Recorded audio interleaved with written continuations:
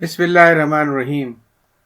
खट्टे मीठे अनार, शाह अमीर फारूकी साहब के मुंतखब 10 मज़ामीन का मजमुआ जो जुलाई 1993 में शाये हुआ।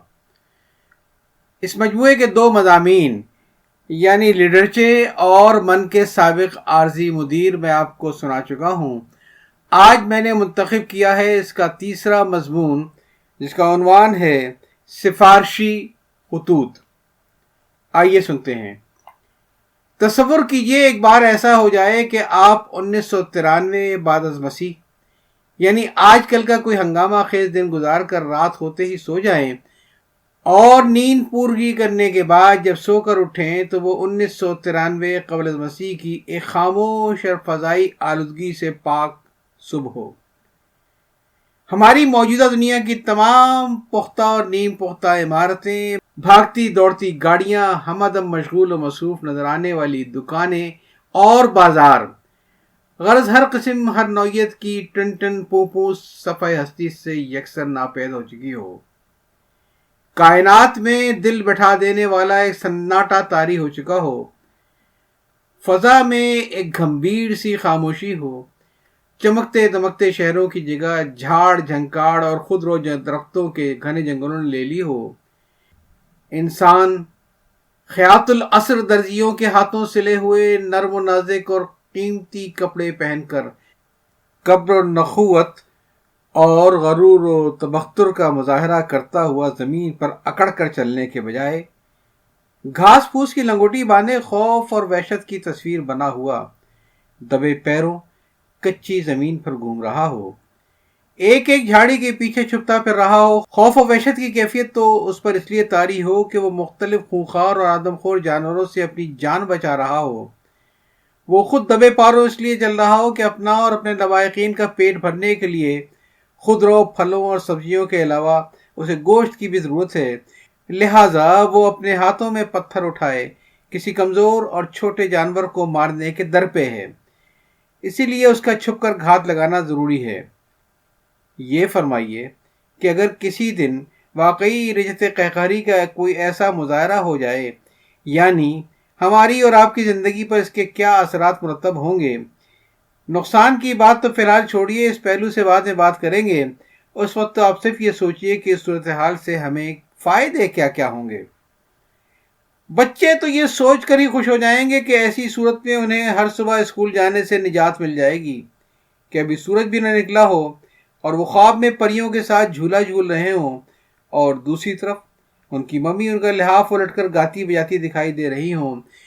उठो बेटा आंखें खोलो, गंदे पानी से मुंह धो लो, बस्ता लो स्कूल को जाओ, वहां पहुंचकर गाना गाओ, गाते गाते गिनती सीखो 1 2 यानी 1 2, डैडी को घर से जाने दो, फिर होगा 3 और 4, मम्मा सोए पाँव पसार।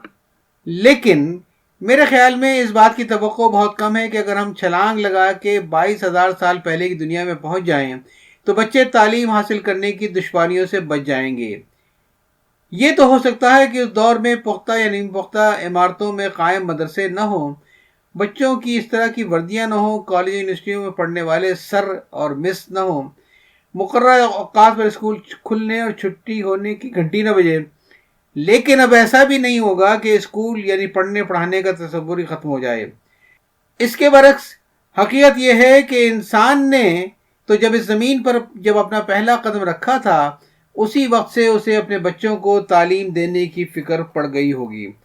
बच्चे की अच्छी तरबियत की खातिर उसे अच्छी तालीम देनी पड़ती होगी। तालीम देने के लिए ज़रूरी है कि नए सबक पढ़ाना, पुराने दिए हुए सबक को सुनना। लिहाजा खेल कूद को थोड़ी देर के लिए भूल कर बच्चों को अपना सबक याद करना पड़ता होगा। जंगली दरख्तों पर बैठ कर भी इंसान अपने बच्चों को इब्तिदाई ज़माने का एक मखसूस अंदाज में सबक देता होगा। इस तरह ये बात तय हो गई कि पढ़ने पढ़ाने की सोबतों से बचने का इम्कान 1993 क़ब्ल मसीह में भी नहीं रहा होगा, और अगर वो ज़माना फिर वापस आ जाए तो इसमें भी कोई इम्कान नहीं रहेगा। सड़कों पर ट्रैफिक जाम और ट्रैफिक के असूलों की खिलाफ वर्जियों से पैदा होने वाले नताइज से तंग आकर बहुत से लोग खुश होते होंगे कि अगर ऐसा वाकई कोई ज़मानी तग़य्युर रूनुमा हुआ तो वो बिला खौफ व ख़तर सड़कों पर चलने फिरने में आज़ाद होंगे। لیکن جناب مجھے اندیشہ ہے کہ ایسا بھی نہیں ہوگا۔ بہت دن ہوئے انجیل کے کسی نسخے میں ایک روایت میری نظر سے گزری جس کے مطابق آج سے ہزاروں سال پہلے نینوا میں حضرت یونس علیہ السلام کو اس بات کی بڑی شکایت تھی کہ لوگوں کو سڑکوں پر چلنے کا شعور نہیں ہے۔ خاص طور پر گھوڑوں پر چلنے پھرنے والے لوگ اپنے رخ کا خیال نہیں رکھتے اور لاپرواہی کے انداز میں ادھر ادھر چلتے ہوئے مہلک اور سنگین حادثوں کا سبب بھی بنتے ہیں۔ اس خراب صورتحال کی اصلاح کے لیے انہوں نے تجویز کیا کہ شہر پناہ کے چاروں طرف چوڑے چوڑے اور اونچے قدمچے بنا کر انہیں سڑک کی شکل دے دی جائے اور اس پر لوگ آنے جانے کے لیے ایک ایک طرف کا حصہ استعمال کریں۔ اس طرح یہ بات طے ہو گئی کہ آج سے 4000 سے پہلے کی دنیا میں بھی گھوڑوں اور سواری کے دوسرے جانوروں اور ان کے ذریعے چلنے والی گاڑیوں کی بے راہ روی اور پیدل چلنے والوں کی لاپرواہی کے باعث آپ سڑک کے خطرات سے محفوظ نہیں رہیں گے، اور باہمی مرد ماں ببایت ساتھ کے مصداق آپ کو انہی لوگوں کے ساتھ مل جل کر رہنا ہوگا جو حادثے کرتے بھی ہیں اور حادثوں کا شکار ہوتے بھی ہیں۔ طول کلام سے کیا حاصل؟ سیدھی سادی بات یہ ہے کہ آپ اس طرح کے بعد ایک کے بعد دوسری آسانی سوچتے رہیے، لیکن آپ جتنی گہرائی میں جائیں گے اسی قدر مضبوطی کے ساتھ آپ اس نتیجے پر پہنچیں گے کہ آپ کی سوچی ہوئی وہ آسانی بھی کوئی آسانی نہیں اور آپ کا سوچا ہوا فائدہ بھی کوئی فائدہ نہیں۔ سچ پوچھئے تو میں نے خود اس مسئلے پر بہت غور کیا، ہر جہت اور ہر پہلو سے دیکھا، آخر میں اس نتیجے پر پہنچا ہوں کہ اگر کوئی ایسا دور یعنی 1993 قبل مسیح کا دور ایک بار پھر آ جائے جس میں عہد جدید کی تمام سہولتیں کالعدم ہو چکی ہوں، تو اس کا سب سے بڑا فائدہ یہ ہوگا کہ ہم سفارشی خطوط لکھنے، لکھوانے، بھیجنے، پہنچانے اور وصول کرنے کی زحمت سے بچ جائیں گے۔ بھلا سوچئے کہ زمانہ پتھر کا ہے، یعنی لوگ اسلحے کے طور پر پتھر کو استعمال کر رہے ہیں، اپنے اپنے دیوانوں کو پتھر مار رہے ہیں یا مار رہی ہیں، کوٹنے، پیسنے، پکانے اور رندنے کے لیے پتھر ہی استعمال ہو رہا ہے اور پتھر ہی سے برتن بھانڈے بھی بنائے جا رہے ہیں، اور سب سے بڑی بات یہ کہ لوگ اپنا مقصد ضبط تحریر میں لانے کے لیے بھی پتھر استعمال کر رہے ہیں، یعنی ایک مسطح اور چکنے پتھر پر کسی دوسرے نوکیلے اور کھردرے پتھر سے کھدائی میں مشغول ہیں، اور حال یہ ہے کہ ایک معمولی سی عبارت اور اسی دور کی طویل اور گنجل رسم الخط میں کندہ کرنے کے لیے گھنٹوں محنت کرتے ہیں۔ آخر ایسی حالت میں کون اس بات پر راضی ہوگا کہ کسی نے بھی آ کر دروازہ کھٹکھٹایا، دو ایک جملے کہے اور وہ صاحب پتھروں کی جوڑی لے کر کھودنے یا لکھنے بیٹھ گئے ایک عدد سفارشی خط۔ میرے عزیز دوست سپروائزر جنگلات صاحب، بات سلام دعا یہ عرض ہے کہ مجھے معلوم ہے کہ محکمہ جنگلات نے جنگل کے مشرقی حصے میں بیر کے 1500 درختوں سے بیر توڑنے کا ٹھیکہ دینے کا فیصلہ کیا ہے۔ اس سلسلے میں پورے جنگل میں ڈگڈگی پٹوا کر اشتہاری اعلان بھی کیا ہے۔ میرے ایک دوری رشتے کے بھانجے اچھے میاں نے اس ٹھیکے میں ٹینڈر میں شرکت کا فیصلہ کیا ہے۔ یہ بات صحیح ہے کہ اچھے میاں کو اس قسم کے کاموں کا کوئی تجربہ نہیں اور نہ ہی ان کے پاس موزوں افرادی قوت موجود ہے، لیکن ان کا ارادہ ہے کہ آپ کے دفتر سے ٹھیکہ حاصل کر کے کسی دوسرے تجربے کار اور مالی لحاظ سے مستحکم آدمی کو زیادہ شرح پر یعنی اپنا منافع رکھ کر یہ ٹھیکہ منتقل کر دیں گے۔ اس طرح اچھے میاں بھی 4 پیسے کما لیں گے، اور چونکہ کام صحیح ہاتھوں سے انجام پائے گا لہٰذا آپ کی ذات پر کوئی حرف نہیں آئے گا۔ میرے اور آپ کے درمیان جو تعلقات برسا برس سے قائم ہیں، اچھے میاں کو کسی طرح ان کا پتہ چل گیا ہے، لہٰذا وہ چاہتے ہیں کہ ان تعلقات کی روشنی میں آپ سے درخواست کروں کہ براہ کرم یہ ٹھیکہ کسی طرح ان کو دلوا دیں۔ اس سلسلے میں اگر دوسرے لوگ کم شرح دے کر رکاوٹ بن رہے ہیں اور کسی طرح ان کا ٹینڈر زیادہ قابل ترجیح بھی ہو، تو بھی آپ اپنے تجربے کی روشنی میں اپنے دفتری پتھریلے کاغذات میں کچھ ایسی ہیر پھیر کیجیے گا کہ وہ سب لوگ منہ دیکھتے رہ جائیں اور اچھے میاں بازی مار لیں۔ پچھلے دنوں اچھے میاں مچھلی کا شکار کرنے شمال والے ساحل سمندر گئے تھے، اور خوش قسمتی سے وہاں اچھی تعداد میں مچھلیوں کے علاوہ انہیں کچھ بہت قیمتی رنگین سیپیاں بھی مل گئی تھیں۔ ان کا اور میرا ہم دونوں کا خیال یہ ہے کہ ان سیپیوں کا سب سے عمدہ استعمال بھابھی یعنی آپ کی بیوی کے گلے کا ہار بنانے میں ہو سکتا ہے۔ لہذا اچھے میاں اور وہ بیویاں آپ کی خدمت میں لے جا رہے ہیں، ازراہ کرم اپنے دل میں کسی قسم کی کدورت محسوس کیے بغیر انہیں قبول کیجیے، کیونکہ یہ حق بحقدار رسید والا معاملہ ہے۔ براہ کرم اپنی اور اپنے اہل خاندان کی خیریت سے مطلع کریں۔ یہ خط میں نے اپنی مصروفیات ترک کر کے پورے 2.5 دن میں پتھر پر کھودا ہے، جس کی وجہ سے میرے ہاتھ میں چھالے بھی پڑ گئے ہیں۔ اب اس مکتوب ہجری کو لے جانے کے لیے اچھے میاں کو ایک الگ گدھے کا انتظام کرنا ہوگا۔ مجھے قوی امید ہے کہ آپ میری جاکا مصیبتوں اور اچھے میاں کی بے پناہ اخراجات کو ذہن میں رکھتے ہوئے کسی نہ کسی طرح ان کا ٹینڈر منظور فرما کر ان کی دل جوئی کریں گے۔ شاہاں چے عجب گر بنوازند گدارام، فقط آپ کا دوست بدھو بھائی۔ ابھی آپ 3.5 من کے بھاری پتھروں کی 5 سلوں پر ہی سفارشی خط لکھ کر فارغ ہی ہوئے تھے کہ ایک صاحب تشریف لائے، جن کی دل شکنی کرنا آپ کے لیے ممکن نہ تھا، کیونکہ ان کو تو آپ کی بیوی کی تائید بھی حاصل تھی۔ لہٰذا کچھ جبر کر کے کچھ آمدن بیٹھ گئے آپ ایک دوسرا سفارشی خط لکھنے کے لیے، جو کس طرح سے ہے: میرے عزیز بھائی ہیڈ ماسٹر جنگلاتی اسکول صاحب، ہم سب یہاں بخیریت رہ کر آپ سب لوگوں کی خیریت کے لیے دن رات دعا گو ہیں۔ آپ سوچتے ہوں گے کہ میں آپ کو بھول گیا۔ بھلا ایسا ہو سکتا ہے کہ میں آپ کو بھول جاؤں؟ آپ کی ضرورت تو اتنی بار پڑتی ہے کہ میں آپ کو کم از کم اس وقت تک نہیں بھول سکتا جب تک آپ اپنے موجودہ عہدے پر فائز ہیں۔ تکلف برطرف، اس وقت ایک بہت ضروری کام کے لیے آپ کو تکلیف دے رہا ہوں۔ آپ کو شاید معلوم نہ ہو، میرے ایک پڑوسی، اسی رشتے سے میرے دوست بھی، جہان خان کا بیٹا آپ کے جنگلاتی اسکول کے آخری درجے میں زیر تعلیم ہے۔ نام اس برخوردار کا ہونہار خان ہے اور رول نمبر 13 ہے، جو ہر جگہ مہنوس سمجھا جاتا ہے۔ اگلے مہینے ہونہار خان کا سالانہ امتحان ہونے والا ہے۔ اس میں کامیاب ہوئے بغیر جنگلاتی کالج میں اس کا داخلہ نہیں ہو سکتا۔ جہان خان کا ارادہ ہے کہ ان کا بیٹا ہونہار خان جو ہی کالج کی تعلیم سے فارغ ہو، وہ اسے میری فرزندی میں دے دیں۔ لیکن خود میرا اپنا یہ خیال ہے کہ اس سعادت مند بچے کے لیے آپ کا گھر زیادہ موزوں ہوگا۔ بہرحال یہ میرے اور آپ کے درمیان ایک خفیہ بات ہے، اور وقت سے پہلے ایسی باتوں کا منہ سے نکالنا خطرناک ثابت ہو سکتا ہے۔ لہٰذا اسے آپ اپنی حد تک ہی رکھیے گا۔ آپ کو اپنا سمجھ کر لے دیا ہے۔ اب کام کی بات سنیے، جس میں آپ کی فوری توجہ درکار ہے۔ مجھے یقین ہے کہ آپ اس کام میں اپنی پوری دلچسپی کا مظاہرہ کریں گے۔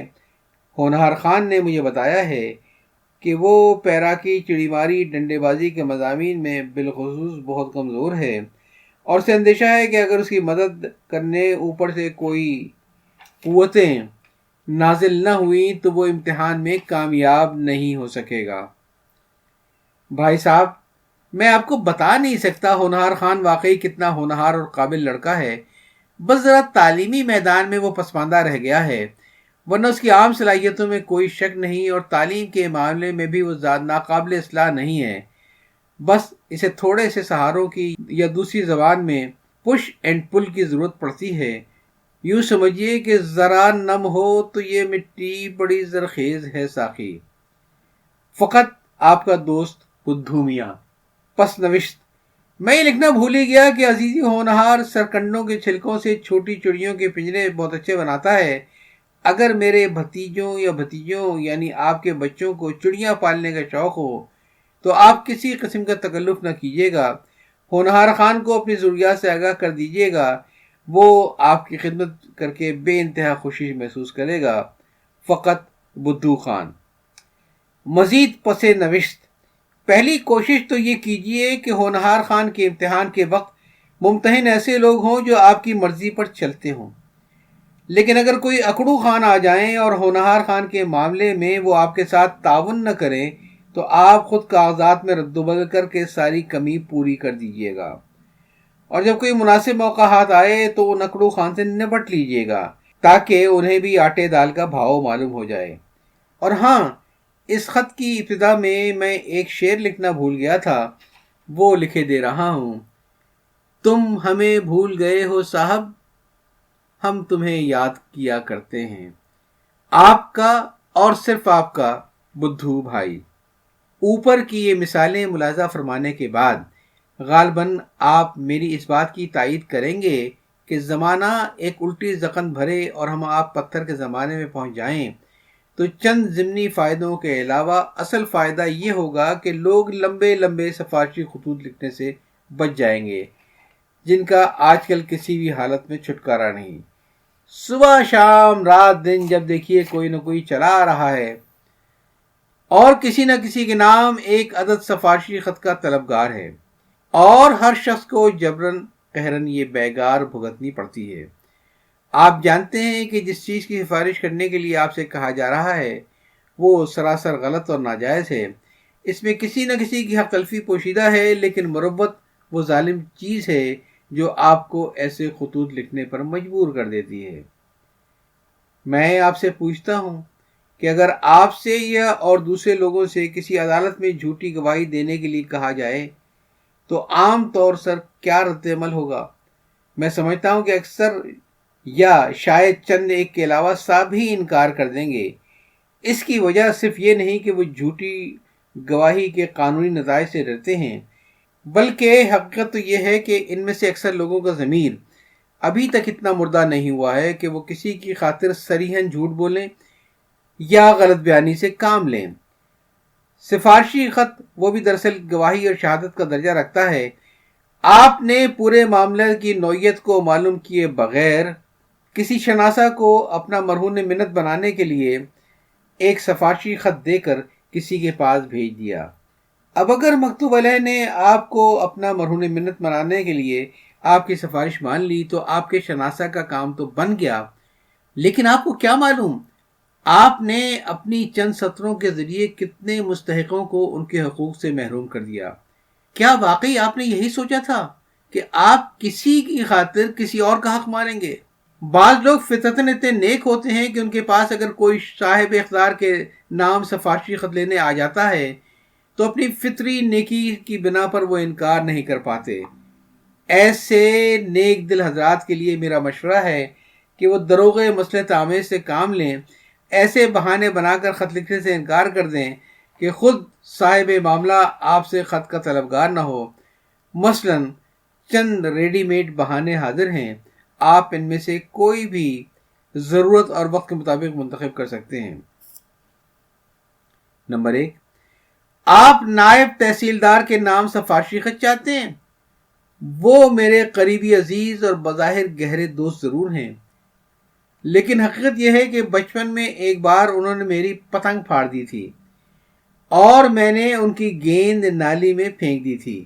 اسی زمانے سے ہم دونوں کے دل ایک دوسرے سے صاف نہیں ہوئے، اور اب ہم ایک دوسرے سے ملتے ضرور ہیں، لیکن دلوں میں کینہ اور بغض بھرا ہوا ہے۔ میرا خط تو الٹا اثر کرے گا۔ میرے خیال میں آپ کوئی اور ترکیب سوچیے۔ نمبر 2، توبہ کیجئے توبہ۔ غالباً آپ کو میرے اور پیشکار صاحب کے باہمی تعلقات کا علم نہیں۔ بھائی، ہم لوگوں کا میل ملاپ بس ایک دکھاوا ہے، ورنہ ان کا بس چلے تو مجھے نیست و نابود کر دیں، اور یہ کیفیت ابھی 2 سال پہلے ہی پیدا ہوئی ہے۔ درمیان میں کوئی اچھا سا بہانہ سوچ لیے۔ ہوا یہ کہ میرے ایک چچاد بہنوئی کے ماموزاد سالے کی شادی پیشکار صاحب کی ماموزاد بھتیجے کی سوتیلی بیٹی سے ہوئی تھی۔ شادی کے چند مہینوں کے بعد ہی ان دونوں کے تعلقات کشیدہ ہو گئے۔ وہ دونوں جائیں جہنم میں۔ لیکن میرے لیے مصیبت یہ ہے کہ پیشکار صاحب سمجھتے ہیں کہ میں ان دونوں کے درمیان مسائلت کی کوئی کوشش نہیں کر رہا ہوں۔ بس اسی بات پر وہ دل ہی دل میں مجھ سے برہم ہیں اور دنیا دکھاوے کے لیے مجھ سے ملتے جلتے ہیں۔ ایسی صورت میں تو میرے خط کا الٹا اثر ہوگا، ہوتا ہوا کام بھی نہ ہوگا۔ اس طرح میرے ذریعے آپ کو کوئی فائدہ تو نہیں، الٹا نقصان پہنچ جائے گا۔ نمبر 3، میاں سبحان اللہ، آپ ڈاکٹر کے نام مجھ سے سفارشی خط لینے آئے ہیں۔ وہ آپ کو علالت کا سرٹیفکیٹ کیا دیں گے؟ اگر ان کا بس میں ہوا تو آپ کو زہر کا ٹیکہ ضرور لگا دیں گے۔ اس درمیان میں کوئی دل کو لگتا ہوا بہانہ سوچیے، میں بھی سوچتا ہوں۔ بھائی، کیا معلوم ہے ہم دونوں دل ہی دل میں ایک دوسرے کے کتنے بڑے دشمن ہیں۔ ایک بار جب ہم دونوں پرائمری اسکول میں پڑھتے تھے، میں نے مذاق میں اسے ایک تالاب میں دھکا دے دیا۔ بس اس وقت کی دل میں کدورت ہے جو وہ بدبخت اپنے دل میں لیے بیٹھا ہے۔ میری رائے مانیے اور کسی اور سے سفارشی خط حاصل کیجیے، کیونکہ میرے خط کا تو الٹا اثر ہوگا۔ اب آپ خود ہی سوچئے، ان دل کو ٹھک سے لگ جانے والے بہانوں کے بعد کون مائی کا لال ہوگا جو اصرار کر کے آپ سے سفارشی خط لکھوائے اور نقصان کا خطرہ مول لے؟ ظاہر ہے ہر شخص نے تاریخ برامکا تو پڑھی نہیں ہے، لیکن یہ بات سب کو معلوم ہے کہ ہر شخص یحییٰ برمکی نہیں ہوتا، اور آپ کے ان بہانوں کے باوجود آپ سے کہے کہ آپ خط تو دے دیجئے، ہو سکتا ہے کسی بہانے تحصیلدار صاحب، پیشکار صاحب یا ڈاکٹر صاحب کا دل آپ کی طرف سے صاف ہو جائے۔ ممکن ہے رحمت حق کوئی بہانہ ڈھونڈ رہی ہو۔ وہ قصہ کچھ یوں ہے کہ جن دنوں یحییٰ برمکی خلیفہ ہارون رشید عباسی کا وزیر تھا، انہی دنوں عبداللہ بن مالک نامی ایک صاحب ہارون کے بڑے معتمد امیر تھے۔ بدقسمتی سے یحییٰ اور عبداللہ کے درمیان سخت رنجش تھی، جس کا علم ہارون کو بھی تھا۔ آخر کار ان دونوں حریفوں کو ایک دوسرے سے الگ رکھنے کے لیے ہارون نے عبداللہ کو تو آرمینیہ کا گورنر بنا کر بغداد سے آرمینیہ بھیج دیا۔ کچھ دنوں بعد معاذ نامی ایک شاعر جس یحییٰ اور عبداللہ کی باہمی رنجش کا علم تھا، یحییٰ کی طرف سے سفارش کا ایک جعلی خط بنا کر آرمینیہ پہنچا۔ عبداللہ کو خط دیکھ کر تعجب ہوا کہ اس نے معاذ سے کہا کہ تم نے اس کی خاطر اتنا لمبا سفر کیا۔